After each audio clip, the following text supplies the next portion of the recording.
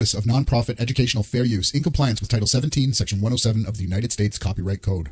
Federal law allows citizens to reproduce, distribute, or exhibit portions of copyrighted motion pictures, video media, or video discs under certain circumstances without authorization of the copyright holder. This infringement of copyright is called, quote, fair use, end quote, and is allowed for purposes of criticism, news reporting, teaching, and parody. Any attempts to remove this video from the internet will be met with a legal challenge.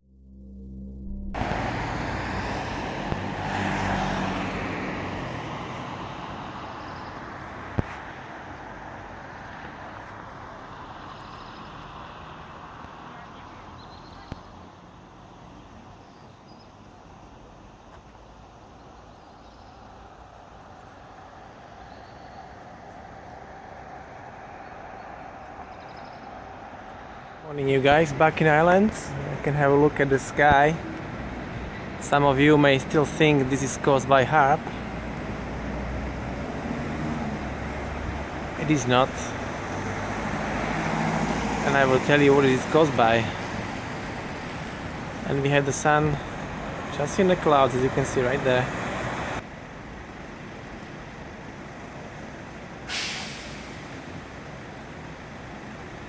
Look at the local illumination again. It's only illuminating the clouds that are in its proximity, just as always was.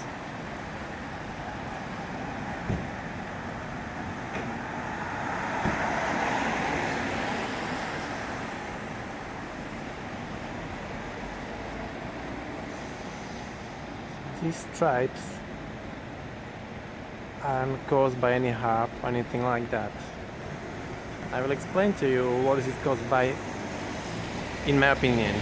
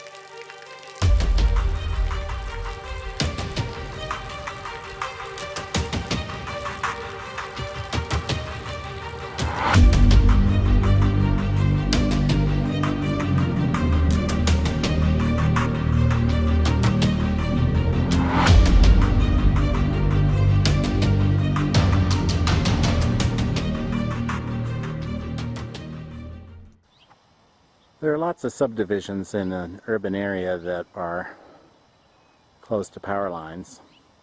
That one's about half a mile away. Some are much closer, like here's one with two high tension lines 50 and 100 feet away from the house. But let's see what the electromagnetic field is for that. Here's a Gauss meter. We're at 1.8 milligauss, and I'm going to walk under this this power line. I'm now directly underneath this power line, and it's 9.3. So, needless to say, it's not going to get much higher. It's well, there's 9.9, 9.2. Okay, so it's starting to decline. So, there you have it. Being really close to one of these high tension power lines doesn't necessarily increase the...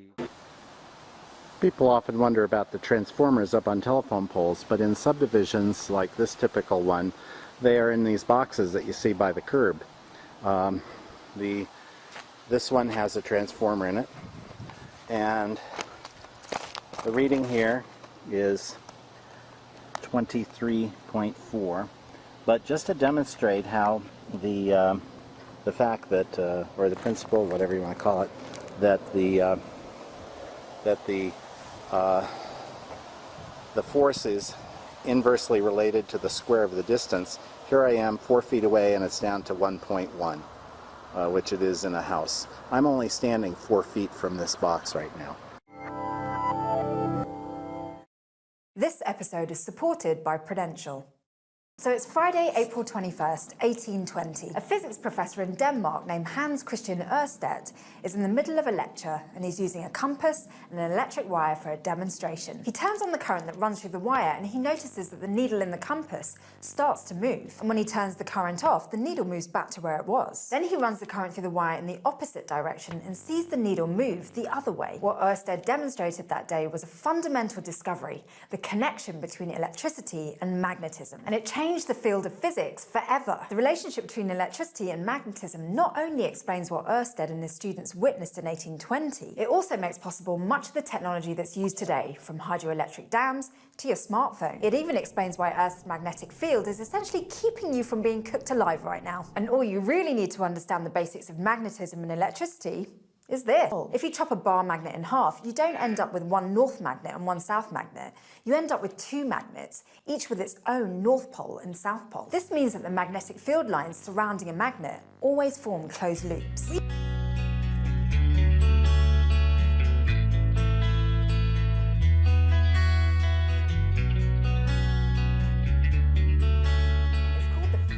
Right-hand rule, because there are actually 3 right-hand rules. Just take your right hand and point your thumb in the direction of the electric current.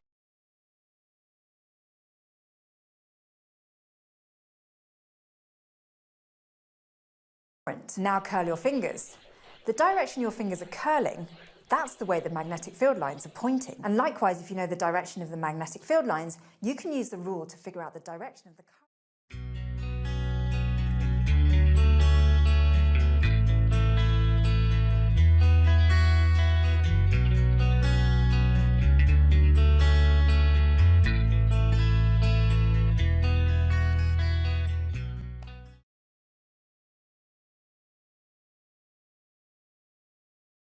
One crazy thing I found out about this iPhone 6s, guys, is if you go ahead and open the compass app, the way this phone is currently situated, it's supposed to be pointing at northeast. And as you guys can see right now, it's not giving me a valid degree, and it's spinning all over the place. So if I tilt it slightly, look at this. The whole circle is just going all over the place, and it's completely inaccurate. It's telling me I'm going like northwest or something. Let's go ahead and see one more time. Like if I open up that compass app, look at this, north. This is inaccurate. Now it's not even showing me anything down below here. Like, this is insane. This app is broken. Like, what? It's not even spinning. This thing is not even spinning. Table measurements. I will demonstrate this to you. It will be lower, but you will have more of the same value. When I start here, you see about 2003, 4 as a maximum, and then we go to nil again, and again we go to 2004 here. You see? I'm just looking for the sweet spot in the pearly. There. Somewhere here. Yeah, so it's around 350 max. Half inch by 1/4 inch by 1/8. Compared to the 3mm, it's like 10 times bigger. So let's measure that. It shoots up to 2000.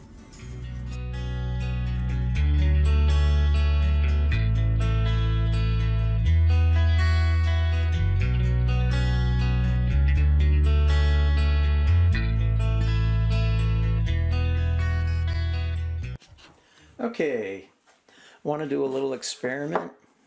I have a tri-field meter, a neodymium magnet, and a tuning fork. I've shown this experiment before, and I just wanted to show it again in case anyone missed it out there. So what I'm going to do is I'm going to first check the battery setting on the tri-field meter. As you can see, it works. And let me bring it a little closer so you can see that that is a battery setting, and it works. So next we're going to put it to the magnetic field, okay? And as you notice, nothing's being registered, okay? The magnet's sitting right there. Watch what happens when I touch the magnet, okay? When I move the magnet, that's when you see a magnetic field. Okay, when I don't touch nothing, the magnetic field is not being registered. So this leads me to conclude that the magnetic field doesn't happen when the magnet is still. Okay, so let's test that further. I got a tuning fork here, and I'm going to ring it, and then I'm going to put it on one side, then the other, and then I'm going to put it in the middle, and we're going to see what happens. Now in the middle. See that? It's vibrating the magnetic field. So my contention is that the magnetic field is only in operation when it's moving. So that's why in all our motors throughout the whole world, the magnets are spinning, right? Creating the power. We know this. So why isn't when the magnet is still, it's doing nothing and it's not registering a magnetic field? Certainly the magnetic tri-field meter should pick up on that magnet's field, right? Because it's sitting right there next to it. But no, only when the magnet is moving does it register. Okay, see how I move it? And when there's sound nearby. See that move? Just that little bit of sound right there. And let me take away the magnet.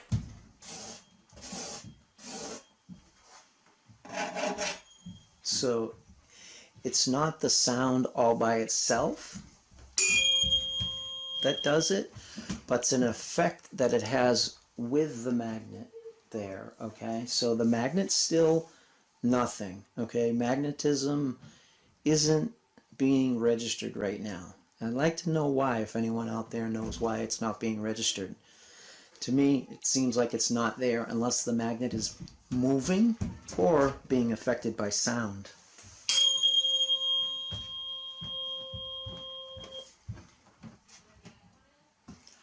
Otherwise, when you just leave it alone, it settles out on its own.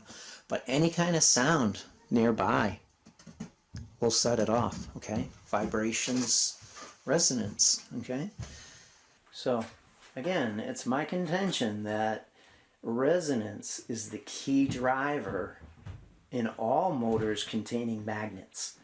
The magnet spin inside of motors is where we get the true power from, and it's all limiting power. Every machine that we have, that we use, is limited. You know, they're all limited in some way. This is one of these the insides of a blender, you know, one of them fast blenders, okay? And the way that the steel is put together, it resonates, okay? It sends off a resonance field. Okay, everything is at 60 hertz, which is limiting. Okay, 60 hertz is what comes in from the transformer. But what goes down the transmission lines, you know, the big tower walkers, that's resonance energy being blasted down now. Okay, you ever notice those towers, those wires are all, you know, aluminum with some nickel mixed in them. They're not copper. Copper can never send voltage that far. You know, it would only go 300 feet and stop. So it's a different kind of power that's being sent down the walkers. It's a resonance. And once it hits the transformers at our street level, that's when it's changed into 60 hertz for all our machines. You know, every machine, whether it's a pool pump, a blender, an alternator in a car, you know, it's all run with spinning magnets, copper, and resonating iron. So there you go. A magnetic field doesn't exist unless it is moved.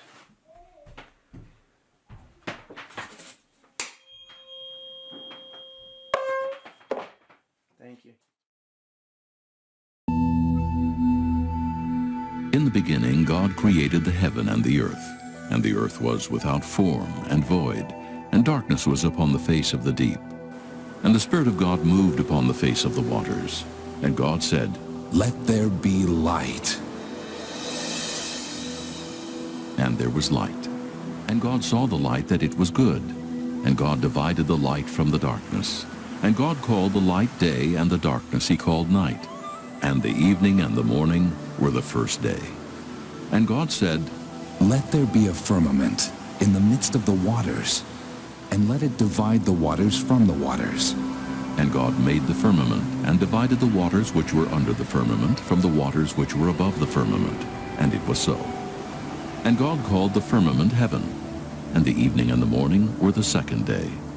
And God said, "Let the waters under the heaven be gathered together unto one place, and let the dry land appear." And it was so. And God called the dry land earth, and the gathering together of the waters called he seas. And God saw that it was good. And God said, "Let the earth bring forth grass, the herb yielding seed, and the fruit tree yielding fruit after his kind, whose seed is in itself upon the earth." And it was so. And the earth brought forth grass, and herb yielding seed after his kind, and the tree yielding fruit, whose seed was in itself after his kind. And God saw that it was good. And the evening and the morning were the third day. And God said, "Let there be lights in the firmament of the heaven to divide the day from the night. And let them be for signs and for seasons and for days and years. And let them be for lights in the firmament of the heaven to give light upon the earth." And it was so. And God made two great lights, the greater light to rule the day, and the lesser light to rule the night. He made the stars also. And God set them in the firmament of the heaven to give light upon the earth, and to rule over the day and over the night, and to divide the light from the darkness. And God saw that it was good. And the evening and the morning were the fourth day. And God said, So these all affect the sky. They all do, just like this one here. Oh yes, they do. I was thinking there's some HAARP causing and resonating and whatnot. No, that's not HAARP. This is all that is affecting the skies above us, the heavens. So yeah, gonna take my drone out and fly over and see